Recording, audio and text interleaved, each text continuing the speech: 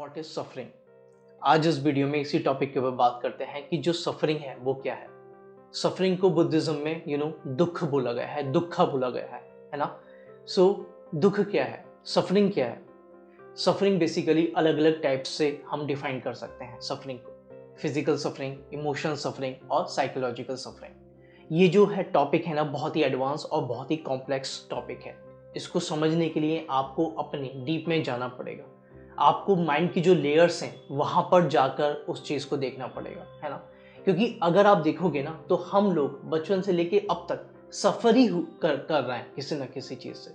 आप सच में आप आंखें बंद करके थोड़ी देर अकेले में बैठेंगे और ये क्वेश्चन करेंगे ना, वाई सफर, दुख क्यों, तो आप देखेंगे कि बचपन से लेके अब तक आप सफर ही हो रहे हैं किसी ना किसी चीज के लिए। सारी चीजें हैं जो जिसकी वजह से हम हमारे अंदर कहीं ना कहीं ये दुख पैदा होता रहता है ना। तो अगर देखा जाए फिजिकल जो सफरिंग है वो तो ठीक है कि आपकी कोई बीमारी है, कोई डिसीज है या कोई पेन है या कोई ऐसी चीज है आपकी बॉडी में जिसकी वजह से आप परेशान हैं, ठीक है। वो वो फिजिकल चीज है, यानी कि वो उसकी वजह से हम परेशान हो रहे हैं, है ना। वो भी इतना मैटर नहीं करता, सच बता रहा हूँ। वो भी सफरिंग लिमिटेड सफरिंग बोली जाती है। दूसरी सफरिंग आती है इमोशनल सफरिंग, जिसमें हमारी इमोशंस ट्रिगर होते रहते हैं। हमारी इम्पल्स कभी भी हमें पागल बनाती रहती हैं।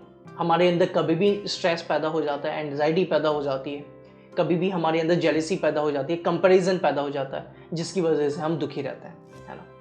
तो कहते हैं कि ये जो सफरिंग है ये भी इतनी मायने नहीं रखती। इसके बाद एक और सफरिंग है, वो है साइकोलॉजिकल सफरिंग। साइकोलॉजिकल सफरिंग वो होती है जिसमें कभी कभी आपको रियलाइज होता है कि व्हाट इज लाइफ। एक एम्प्टीनेस फील होता है, अंदर से खालीपन होता है, यानी कि सब कुछ होने के बाद भी ऐसा लगता है कुछ नहीं है जीवन में, है ना। अंडरस्टूड। सब कुछ अचीव करने के बाद भी ऐसा लगता है यार मैंने कुछ किया ही नहीं है लाइफ में, है ना। तो ये क्यों होता है? क्योंकि ये साइकोलॉजिकल सफरिंग है।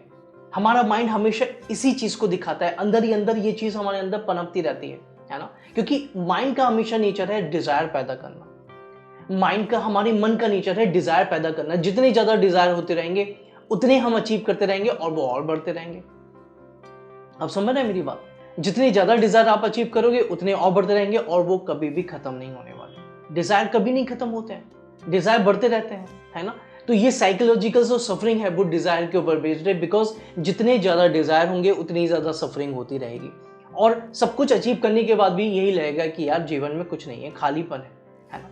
तो यहां पर मैंने आपको बताया कि फिजिकल सफरिंग भी मैटर नहीं करती है, इमोशनल सफरिंग भी मैटर नहीं करती है, साइकोलॉजिकल सफरिंग भी मैटर नहीं करती है। तो क्या मैटर करता है? जो चीज़ हमें दुख दे रही है वो क्या है? ये चीज़ हमें अपने अंदर डीप डाउन में पूछनी है। हमें मेडिटेशन करते टाइम ये चीज़ हमें पूछनी है कि क्या ऐसी चीज़ है जो मुझे सफ़र कर रही है। कोई बाहर की चीज़ है जो मुझे सफ़र दुख दे रही है। कोई आउटर सर्कमस्टेंसेस है, कोई जॉब है जिस वजह से मैं उसमें अच्छा नहीं कर रहा हूँ तो वो जॉब मुझे परेशान कर रही है, या मैं अच्छे से अर्न नहीं कर पा रहा हूँ तो वो चीज़ मुझे परेशान कर रही है, या मैं किसी चीज़ में अच्छा नहीं हूँ तो वो मुझे परेशान कर रही है, या कंपैरिजन मुझे परेशान कर रहा है, जेलसी मुझे परेशान कर रही है, मेरी ही ईगो मुझे परेशान कर रही है ना। तो इस टाइप के आप जब क्वेश्चंस पूछेंगे तो आप लेयर पे लेयर जो है सबकॉन्शियस माइंड की उसको हटाते चले जाएंगे और आपको एक टाइम ऐसा रियलाइज होगा कि जो सफरिंग है ना, वो एक्चुअली सफरिंग जो एक्चुअली है वो हमारे अंदर ही पनप रही है और वो है कंडीशनिंग। जी हाँ, यानी कि कंडीशनिंग की वजह से हम सफर कर रहे हैं। अंडरस्टूड। कंडीशनिंग की वजह से जो हमारी डीप डाउन कंडीशनिंग हो गई है किसी भी चीज के लिए, वो हमें दुख दे रही है, वो हमें सफर पहुंचा रही है।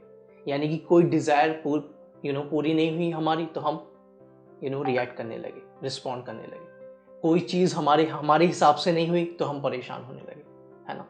तो इसी वजह से ना वो कंडीशनिंग हो गई है। वो बिलीव्स इतने तगड़े हो गए हैं सबकॉन्शियस माइंड में, इतनी गहराइयों से वो गुद गए हैं, कहते हैं ना गुद गए हैं वो, कि उन्हें अब कोई नहीं मिटा सकता अंदर ही अंदर, है ना।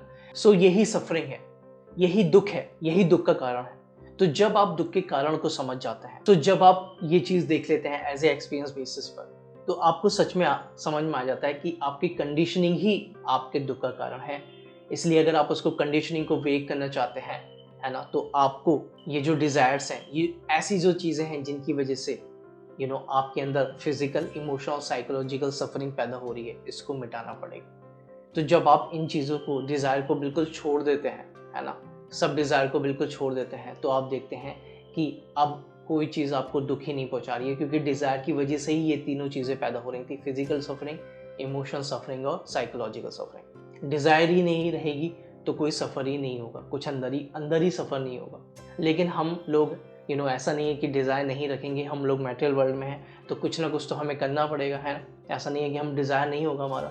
लेकिन मैं आपको जो पॉइंट बता रहा हूँ, सफरिंग का जो कॉज बता रहा हूँ वो यही है, दुख का जो कारण है यही है कि जितना ज़्यादा हम अपने अंदर जाएंगे, रूट में जाएंगे और देखेंगे कि कंडीशनिंग ही हमारी दुख का कारण है, उस कंडीशनिंग को हमें ब्रेक करना है, लेयर्स पे लेयर जो बनी हुई हैं उनको हटाना है ना। और जितने ज़्यादा लेयर्स जो हैं जब आप हटाते चले जाएंगे तो आप देखेंगे कि आपकी ये जो तीनों सफरिंग है, फिजिकल, इमोशनल और साइकोलॉजिकल, ये भी कम होने लगेगी।